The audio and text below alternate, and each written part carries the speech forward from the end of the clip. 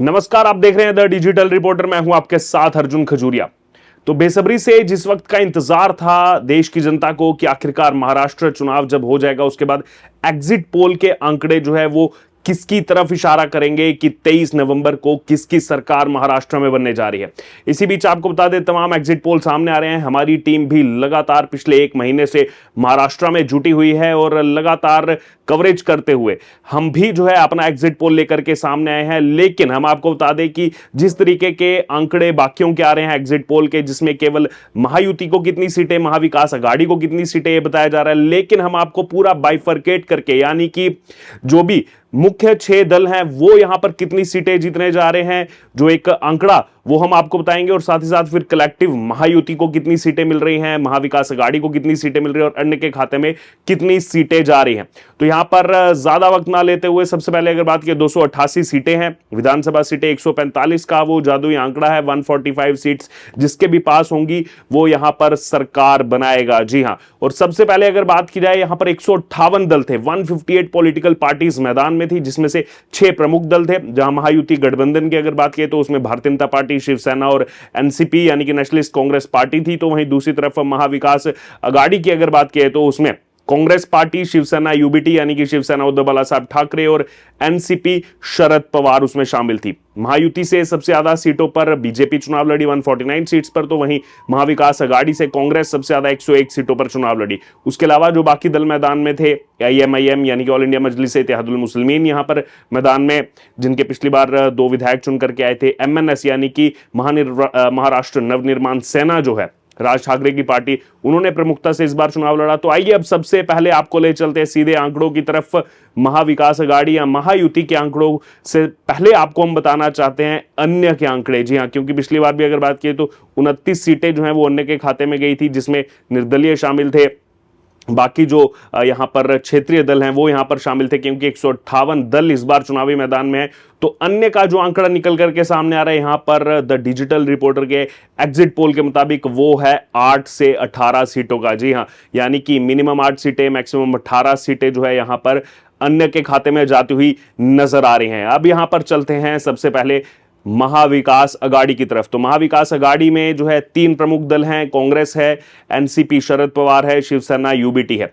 तो सबसे पहले अगर बात की जाए यहां पर कांग्रेस की, तो कांग्रेस को जो सीटें यहां पर मिलती हुई नजर आ रही है, 101 सीटों पर कांग्रेस चुनाव लड़ी है।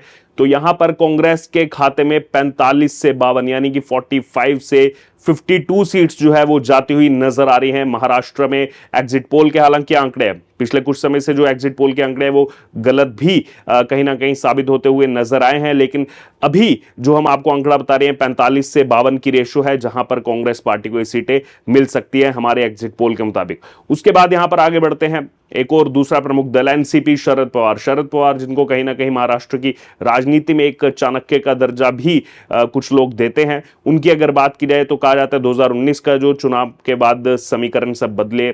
अजीत पवार ने आकर के पहले बीजेपी के साथ मिलकर के सरकार बनाई, फिर बाद में उनका शिफ्ट हो जाना, इसके पीछे भी कहीं ना कहीं कहा जाता है कि शरद पवार का ही हाथ था। तो शरद पवार की अगर बात की, जिन्होंने बहुत अच्छी परफॉर्मेंस दिखाई हाल ही के लोकसभा चुनाव में, उनकी पार्टी को यहां पर 41 से 48 यानी कि 41 से 48 सीट्स जो है यहां पर मिलती हुई नजर आ रही हैं इस चुनाव में एग्जिट पोल के मुताबिक। तो वहीं शिवसेना यूबीटी की अगर बात की जाए तो यहां पर इनके चौंकाने वाले आंकड़े सामने आ रहे हैं। शिवसेना यूबीटी जो है वो 30 से 37 यानी कि 30 से 37 सीट जो है वो केवल शिवसेना यूबीटी के पास जाती हुई नजर आ रही है। तो आप कलेक्टिवली अगर तीनों को मिला देंगे, कांग्रेस की 45 से 52 सीटें, शिवसेना यूबीटी की 30 से 37 सीटें और एनसीपी शरद पवार की 41 से 48 सीटें, तो ये आंकड़ा कुल मिलाकर के 116 से 137 सीटें यहां पर मिलती हुई नजर आ रही हैं महाविकास अघाड़ी को द डिजिटल रिपोर्टर के एग्जिट पोल के मुताबिक।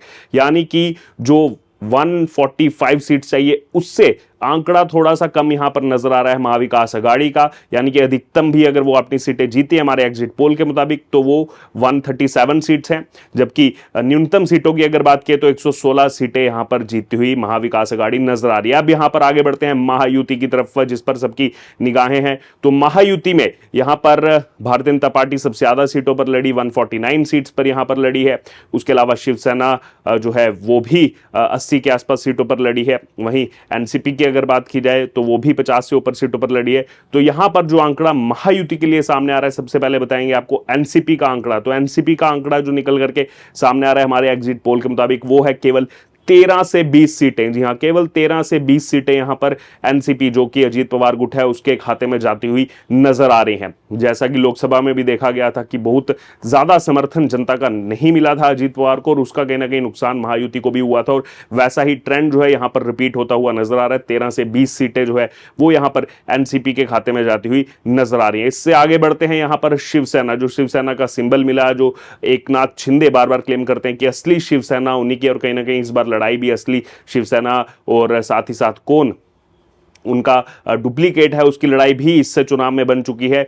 तो शिवसेना को यहां पर जो एकनाथ शिंदे के पास पूरा प्रमुख अभी सिंबल भी है, पार्टी का नाम भी है, 35 से 42, 35 से 42 सीट्स यहां पर मिलती हुई नजर आ रही है। यानी कि अगर आप शिवसेना यूबीटी से कंपेयर करोगे तो शिवसेना यूबीटी को जहां 30 से 37, तो शिवसेना जो एकनाथ शिंदे के पास है 35 से 42, यानी कि कहीं ना कहीं थोड़ा सा आगे एक्सेल करते हुए यहां पर एकनाथ शिंदे नजर आ रहे हैं। और इसी बीच अब बात की जाए भारतीय जनता पार्टी की, जो लगभग 150 सीटों पर यहां चुनाव लड़ी है, उसके खाते में इस चुनाव में 95 से 102, 95 से 102 सीटें यहां पर जाती हुई नजर आ रही हैं। तो अब यहां पर आप आंकड़ा मिला लेंगे, अगर बीजेपी 95 से 102 सीटें, जो शिवसेना है उसको 35 से 42 सीटें, एनसीपी 13 से 20 सीटें, तो ये आंकड़ा कुल मिलाकर के बनता है 143 से 164, यानी कि 143 से 164 सीट्स का। तो जो 145 का आंकड़ा चाहिए वो यहां पर मिलता हुआ नजर आ रहा है महायुति को। हालांकि अगर न्यूनतम सीटें इनकी आती है 143, तो केवल इनको 2 सीटों की जो है दरकार होगी, वो अन्य से भी इनको वो सीटें मिल सकती है, क्योंकि अन्य में भी 8 से 18 सीटें जाती हुई नजर आ रही हैं। वहीं अगर 145 से ऊपर आंकड़ा रहता है, जैसे हमने कहा कि अधिकतम जो है 164 सीटें यहां पर रह सकती है महायुति के पास, तो आसानी से यहां पर जो है महायुति सरकार बना लेगी।